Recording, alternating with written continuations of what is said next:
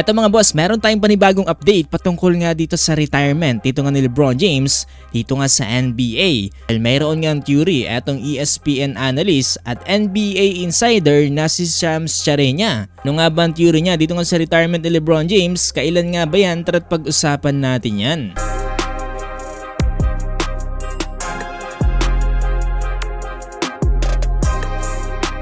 Dahil maaga nga nalaglag etong Los Angeles Lakers dito nga sa NBA playoffs, kaliwat kanan na ang usapin patungkol nga dito sa pagre-retiro ng NBA legend na si LeBron James. Hanggang sa ngayon kasi parang nakahang pa rin etong usapin na to kung kailan nga ba talaga magre-retiro etong sa LBJ. At kahit mismo si LeBron James ay hindi nga rin sinasagot ang katanungan na to. Actually, yung naitanong to kay LeBron James yung kanyang honest opinion, sabi niya nga mga 5 to 7 years pa ang kanyang itatagal kung gugustuhin niya. Sabi niya hindi naman daw makapal yung mukha niya at hindi niya na daw ipupush yung kanyang limit.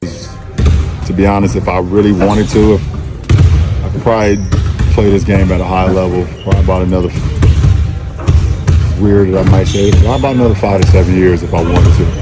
But I'm not gonna do that.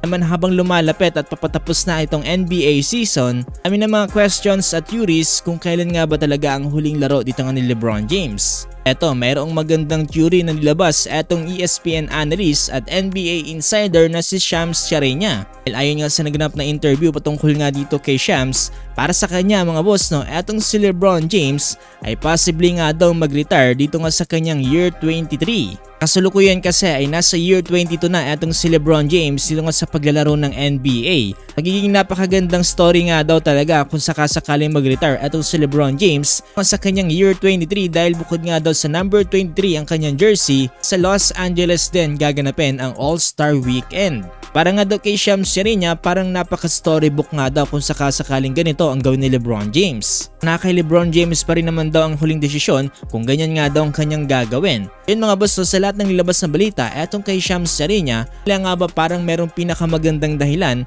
dito nga kung kailan talaga mag-retire etong si LeBron James. Kung iisipin, ganda naman nga talaga pakinggan, year 23, tapos number 23, tapos sa Los Angeles pagaganapin yung All-Star Weekend. Pagandang pag-aanunsyo nun kung sakaling sa kanyang pag-retiro. Ayun mga boss, abangan na lang natin ito magiging desisyon dito nga ni LBJ. Kung sakasakaling dumating man yung point na yan ay talagang nakakalungkot naman talaga. Hindi natin sure kung ano nga ba yung mangyayari dito nga sa ratings ng NBA. So far ay parang wala pa tayong nakikita ang papalit dito nga sa mga legends. Kagaya na lamang nila LeBron James, Stephen Curry at dito nga ni Kevin Durant. Nakakalungkot talaga mga boss pero bago natin pakinggan etong sinabi ni Shams Charania ay huwag niyong kakalimutang i-follow itong ating Facebook page for more basketball updates ngayong NBA playoffs. What is kind of the latest update on LeBron and what are the Lakers going to do this offseason? I'm told he's likely to opt in. He's got a player option about 54 million, 57 million.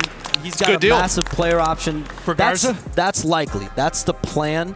But again, his option date, Pat, is June 29th. So he still has about a month to figure out. There's going to be some hard conversations that are going to happen between him, the Lakers, seeing what this team looks like. Because listen, LeBron James, whether he plays one more season or a few more seasons, he wants to be in a competitive environment. And I said it on our when I came on when their season ended.